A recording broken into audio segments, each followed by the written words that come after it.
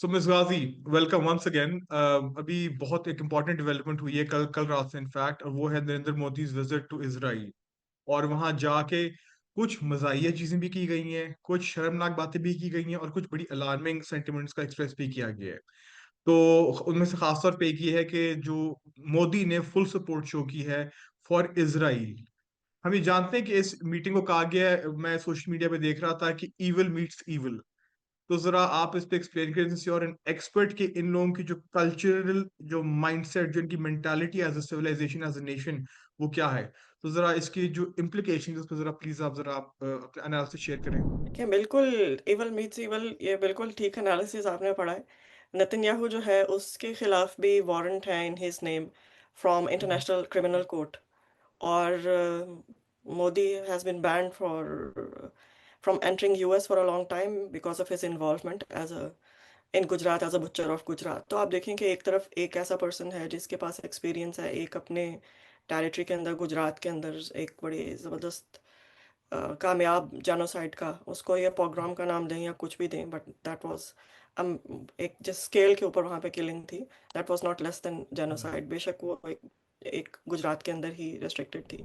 और फिर मोदी के आने के बाद जिस तरह से इंडिया में हालात बन रहे हैं मुसलमानों के, वो चीज़ें तो जेनोसाइड की तरफ ही जा रही हैं। और फिर दूसरी तरफ the expert of genocide expert Netanyahu, जिसके एग्जैक्टली। खिलाफ बाकायदा आईसीसी में हम्म, उसके खिलाफ वारंट है, उसके ऊपर केस चल रहा है गजा में जेनोसाइड का। अब इस सारी बात में इंटरेस्टिंग बात यह है कि इस वक्त इसराइल अपने जो एक सॉफ्ट पावर है ना दुनिया में, एक डिप्लोमेटिक पावर तो अलग है, ठीक है, उनके पास पावर है, वो लोग they can buy and sell nations, लेकिन एक सॉफ्ट पावर भी होती है ना, उसमें lowest low of the lowest point पे है globally because of what they yes. Have done in Gaza. ठीक है, people literally hate Netanyahu and Israel for what they have done in Gaza. तो ये जो इन्होंने अब जाके मोदी ने उसको एम्ब्रेस किया, उसे इसने किया ये है कि वो तमाम की तमाम जो नफरत जो इस वक्त इसराइल ने अपने लिए इकट्ठी की हुई थी उसमें शेयर होल्डर बन गए, ऑटोमेटिकली शेयर होल्डर बन गए। And people have started questioning India, जो इंडिया को इतना नहीं भी जानते थे, वो सिर्फ हम तो हमारे तो हमसाए हैं, we have lived them, we know what India is. But the people who did know about India now they have they have, वो अपने आप को वो सोचने लगे हैं कि भाई ये क्या है इस वक्त, जब लोएस्ट पॉइंट के ऊपर खड़ा हुआ है और इसमें से सारा वेस्ट जब उनसे जान छुड़ाने की कोशिश कर रहा है, आहिस्ता आहिस्ता पीछे हट रहा है।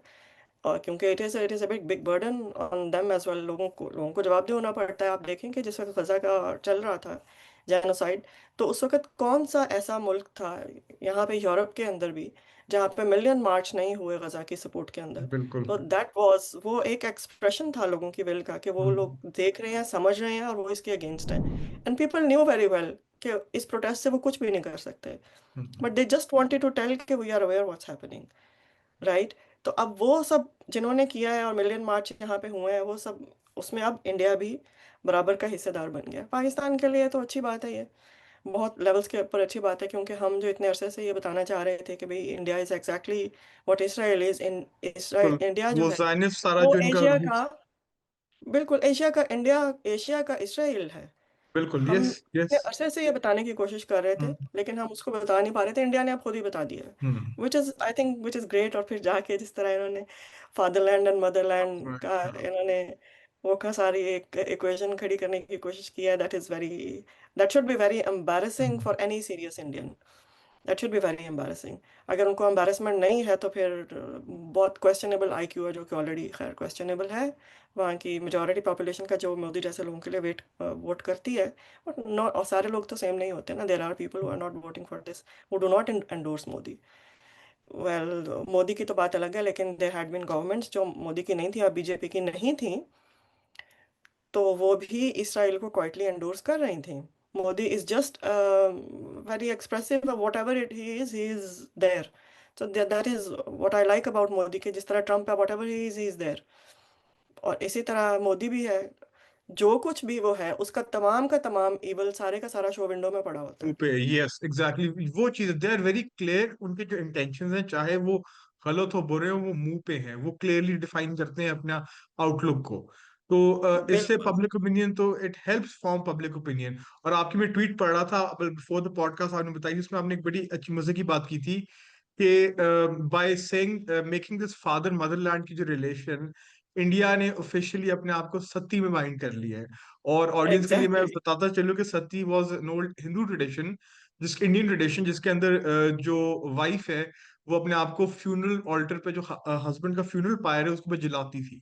तो अब इसराइल जिस तरह वो एक डाउनवर्ड स्पाइरल के अंदर है, बोथ इन टर्म्स ऑफ वो उसकी जो फॉरेन पॉलिसी हो गई, ग्लोबल परसेप्शन हो गई, इंडिया ने भी अपने आप को उसके अंदर, it has joined Israel's downward spiral. Exactly, that is the point. आप खुद भी पहले तो आप अपना खुद आपका अपना कैरेक्टर ये है कि you are known as a butcher of Gujarat, ऊपर से आप जाके ज्वाइन कर रहे हैं बुचर ऑफ गजा को। Butcher of Gaza. So it it it is self explanatory. लेकिन बात यह है कि एज आई वाज सेइंग कि मोदी जो भी है, at least he is hmm. Whatever he is there. But ऐसा नहीं है कि बाकी जो इंडियन गवर्नमेंट्स थी वो सेम नहीं थी या इसराइल के सपोर्ट नहीं कर रही थी। ये बड़ी एक इंटरेस्टिंग बात होगी यहाँ पे। I think it will be very important to mention कि देखें, ये आमतौर पे कहा यह जाता है कि जी इंडिया और इसराइल की जो टाइज हैं, पहले डिप्लोमेटिक टाइज जो हैं वो 1992 में इस्टेब्लिश हुई। और 1948 में जब इसराइल ने कहा है कि जी हम एग्जिस्ट करते हैं, तो उस वक्त जाहिर है कि इंडिया ने उस वक्त उसकी मुखालफत की थी, और बड़ी खुलेआम मुखालफत की थी, और उसके बाद से हम्म। करता रहा। लेकिन इंटरेस्टिंग बात यह है, ठीक है 1950s में इन्होंने जाके उसको तस्लीम कर लिया था फौरन इंडिया ने, लेकिन डिप्लोमेटिक टाइज ये कहते हैं कि जी 1992 में जाके इस्टेब्लिश हुई है। हालांकि ऐसा नहीं है, ये बिल्कुल झूठ है। 1971 में बांग्लादेश के क्रिएशन के लिए, दैट वाज द टाइम जब इन्होंने फर्स्ट टाइम इनकी डिप्लोमेटिक टाइज आपस में इस्टेब्लिश हुई, हुई थी, यस। लेकिन ओपन नहीं हुई। और इंडिया ने इसको ओपनली कन्फेस किया है। इंडिया ने इंदिरा गांधी ने इसराइल को कांटेक्ट किया था कि हमें सपोर्ट करें फॉर क्रिएशन ऑफ बांग्लादेश, और बाकायदा इसराइल ने वहां से आर्म्स सप्लाई किए जो कि इंडिया के थ्रू मुक्ति बानी को पहुंचे। So that yes, was there yes. और ये फर्स्ट बड़ा फॉर्मल। डॉक्यूमेंटेड है, ये बिल्कुल डॉक्यूमेंटेड।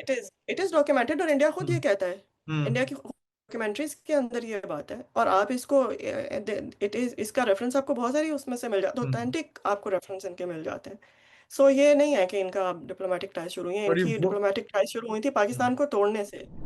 तो आप ये देख लें कि इनका जो पहला पॉइंट ऑफ डिप्लोमेटिक कांटेक्ट था, ना तो वो मोदी की वजह से था, और ना ही वो कोई ये इनके हम जी यूएस तक पहुंचना चाहते हैं इसराइल के थ्रू।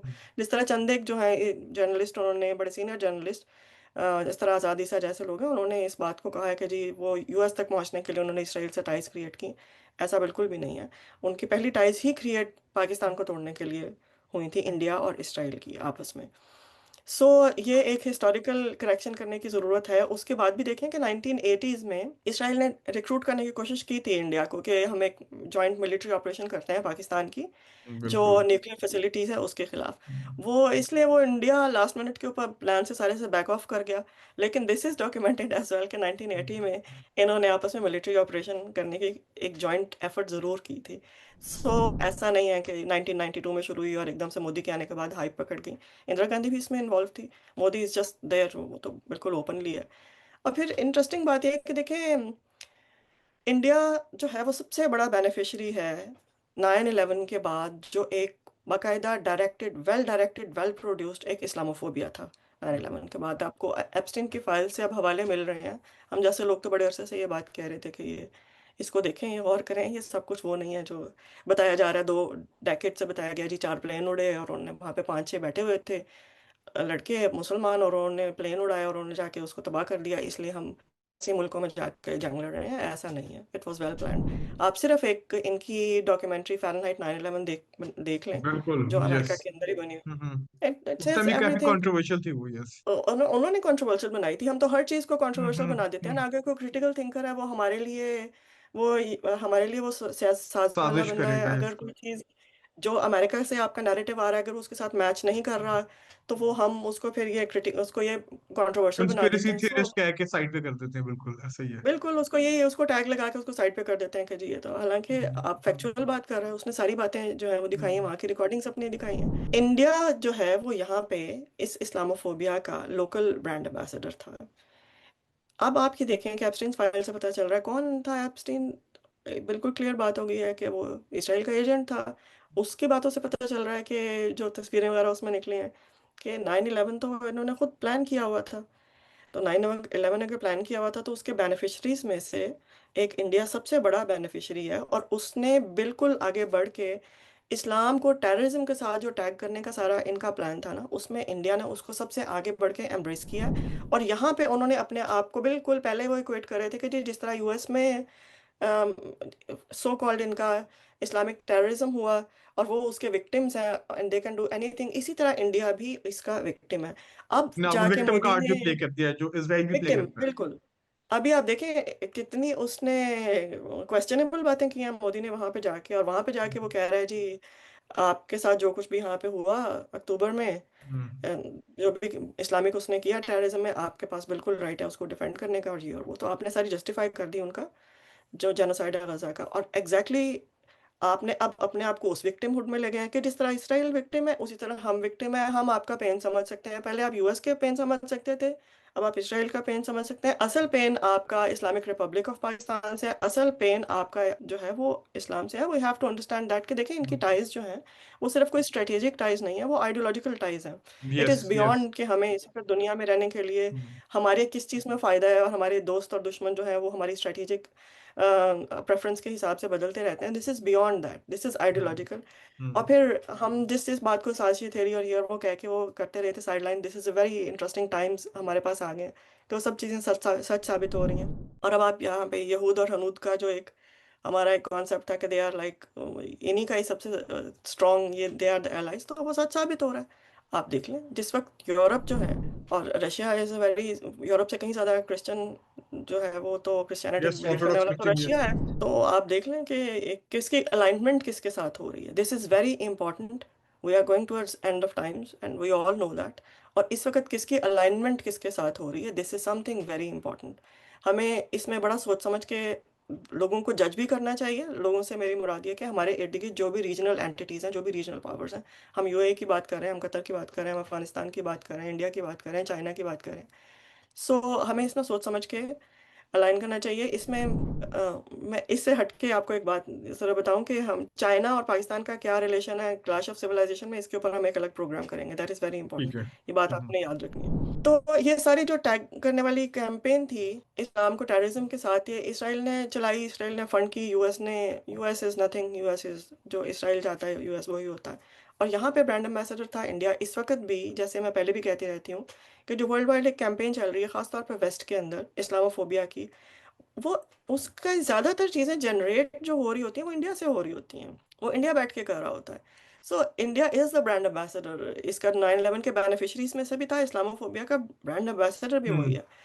अब ये देखें, अब ये कह रहे हैं कि जी हम एक इसने कहा जी हेक्सागोन अलायंस की जिस तरह से अलायंस, बात आ बिल्कुल। रही कि हम इसराइल ने कहा है बनाएंगे, एंड जी का ये दौरा उसी पर्सपेक्टिव में देखा जा रहा है कि maybe this is the open expression जी हम we are going ahead with it. और उसने साफ कहा जी इंडिया होगा और ग्रीस होगा और साइप्रस होगा, और उसके साथ कुछ अरब कंट्रीज होंगी जिसका हम नाम नहीं बताया, अभी उन्होंने डिक्लेयर नहीं किया और ना उन्होंने खुद बताया, और कुछ एशियन स्टेट्स होंगी, अरब अफ्रीकन एंड एशियन स्टेट्स होंगी, ये तीन जिनके नाम अभी डिस्क्लोज नहीं है। तो इंडिया तो ग्रीस और साइप्रस तो आप देखें कि अगर आप नक्शे पे देखें वो ठीक है। तुर्की के दोनों तरफ आ गई, बिल्कुल बिल्कुल। वो तो तुर्की को हैंडल करने के लिए है, हाँ। तो व्हाई हाँ। Do they need India in hexagon, वो दैट पाकिस्तान इज को। पाकिस्तान को। और और जाहिर है कि दूसरे, किसी और दूसरा जो एशियन कंट्री है वो फिर हम जानते हैं, दूसरी साइड पे हमारा जो नेबर है। एग्जैक्टली वो यस। इसमें ईरान भी इम्पैक्ट हो सकता है, चाइना भी इम्पैक्ट हो सकता है, but Pakistan has been a victim of इनकी जो अलायंस है उसका विक्टिम रहा है।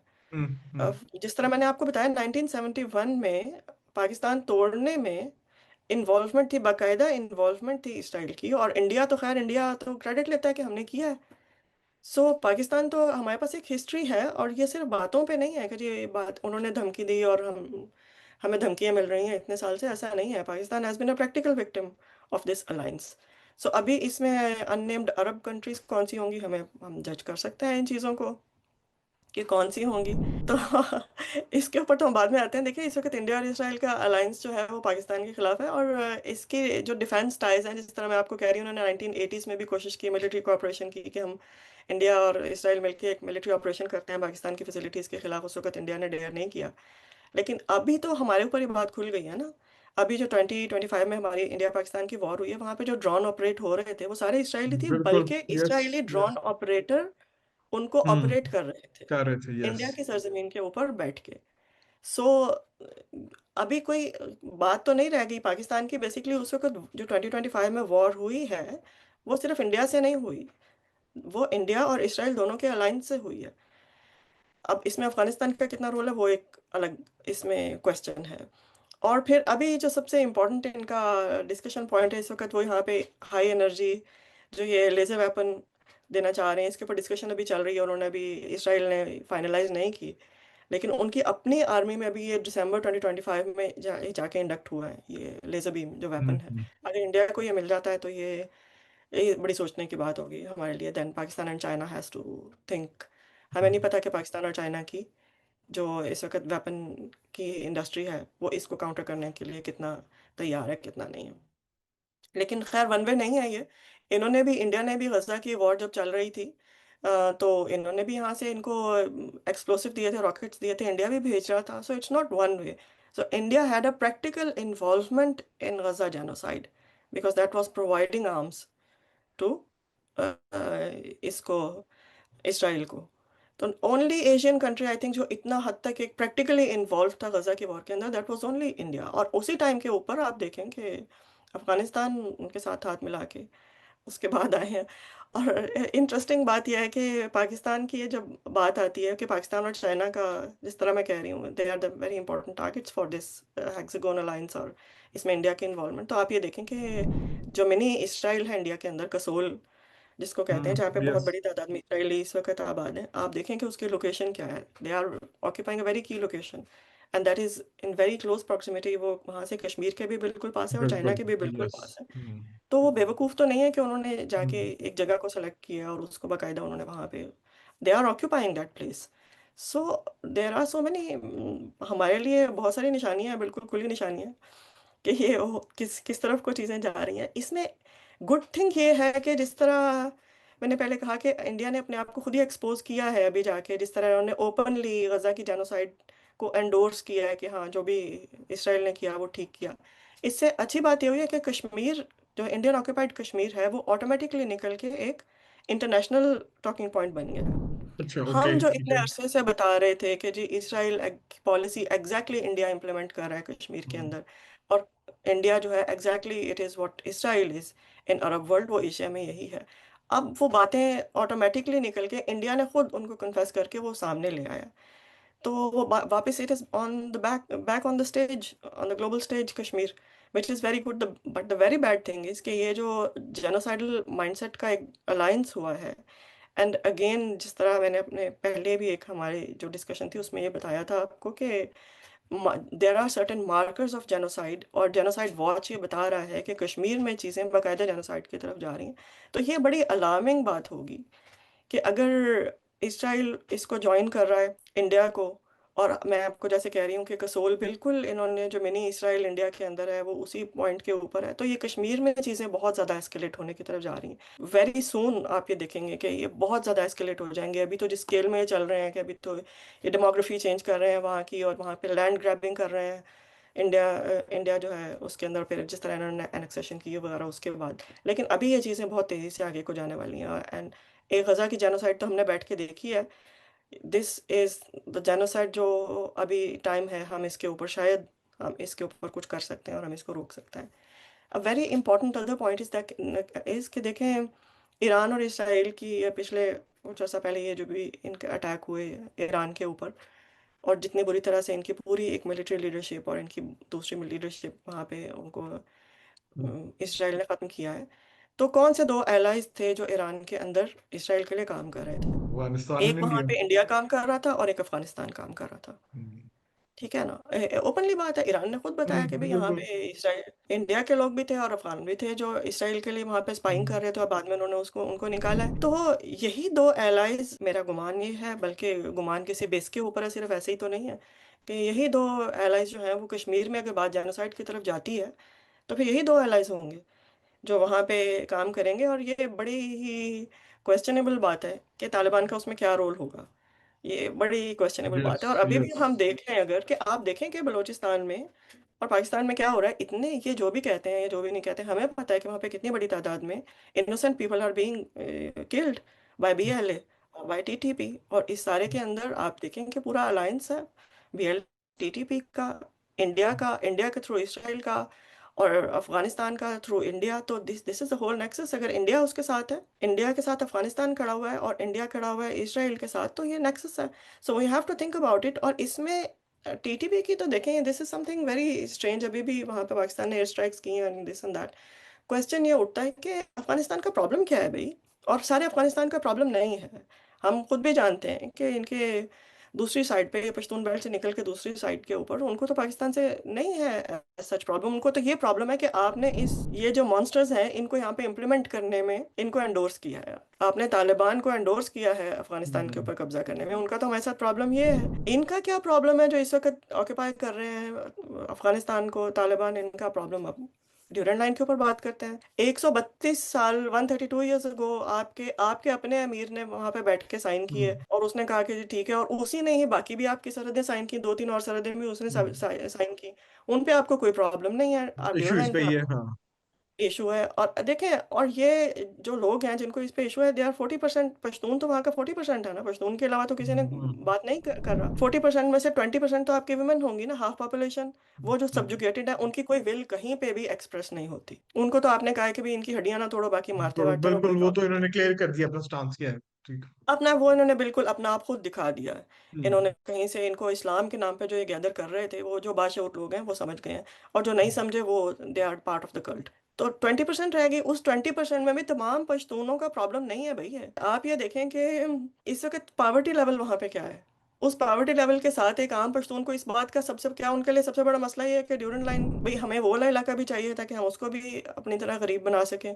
सो ये इनका सारा बनाया हुआ एक है। उसके बाद टीडीपी हम्म। का दूसरा प्रॉब्लम, जिस पॉइंट के ऊपर ये पूरी एक ग्लोबल मुस्लिम एक उसको नैरेटिव को ये करते हैं ना, स्टर करते हैं, वो वॉर ऑन टेरर के ऊपर है जी। पाकिस्तान ने वॉर ऑन टेरर में यूएस का साथ दिया।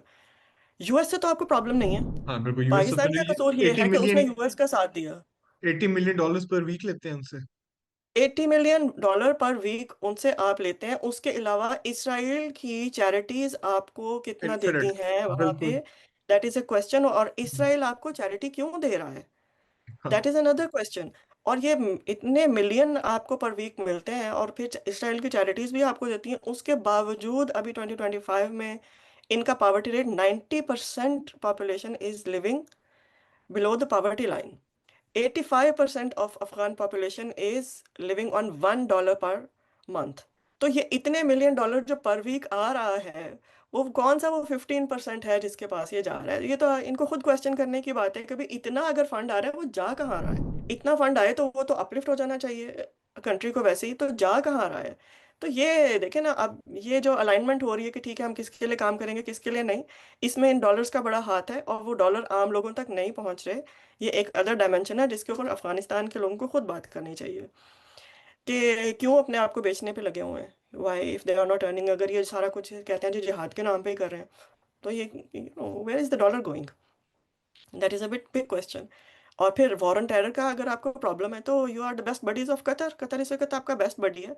और कतर जो है, that is forward headquarter of US. वहाँ का उनका जो सेंट्रल कमांड है, वो वहाँ, कतर उसका सबसे बड़ा बेस है।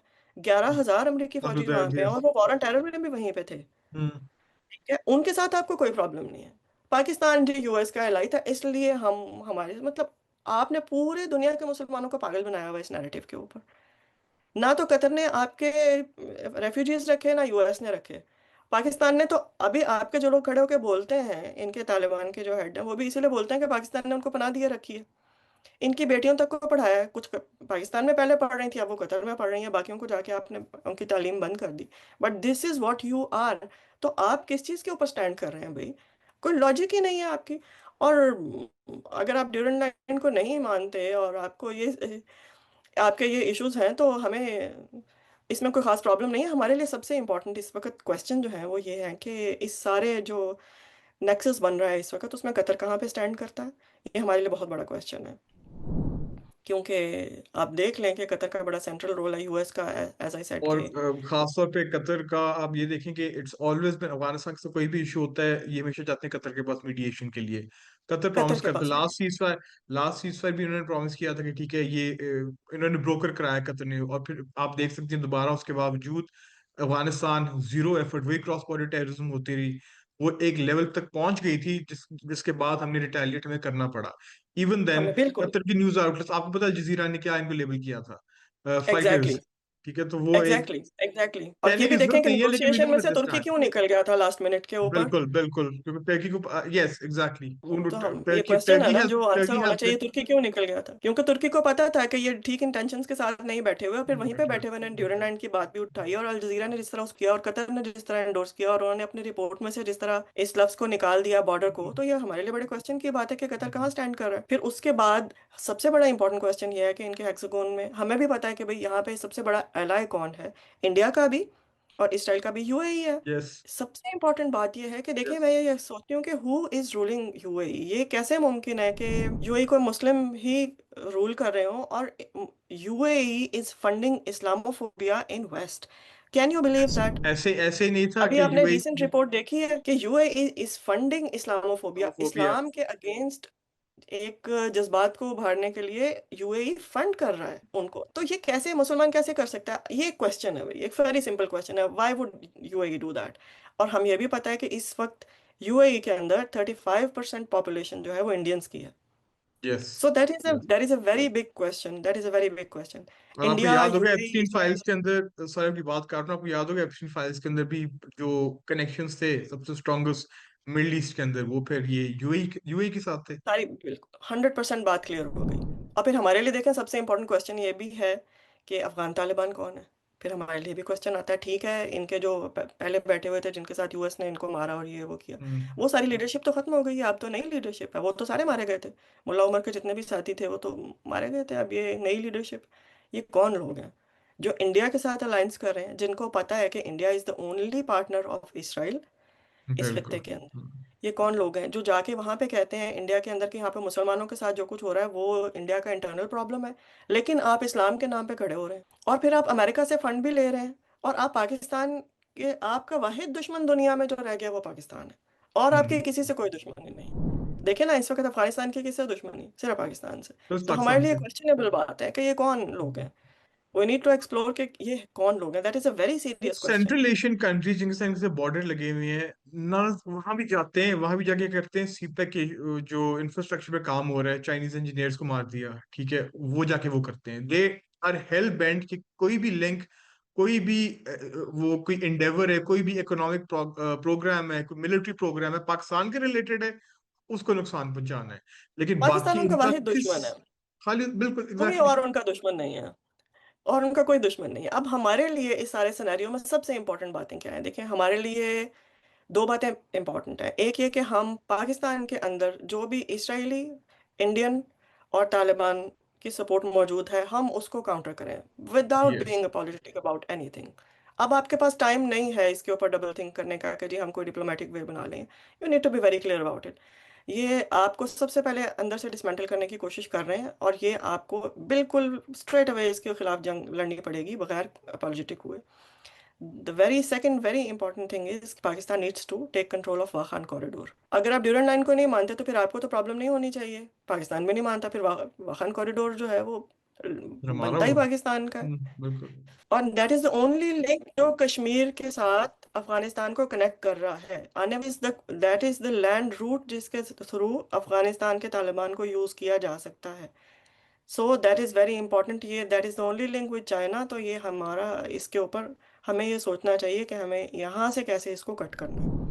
तो मुस्कादी, thank you for that insight, और ये बड़ी अच्छी डिस्कशन थी, आपने बहुत कुछ बताया। तो टिपिकल वो ईरान इसराइल वाला जो conflict in the middle east है, आपको पता है कि इसराइल के जो फॉर्मर पीएम है उसने ऑलरेडी कहा है कि now Turkey, Saudi Arabia, Pakistan they forming a new nexus, और उसको काउंटर करने के लिए Israel is proposing hexagon alliance.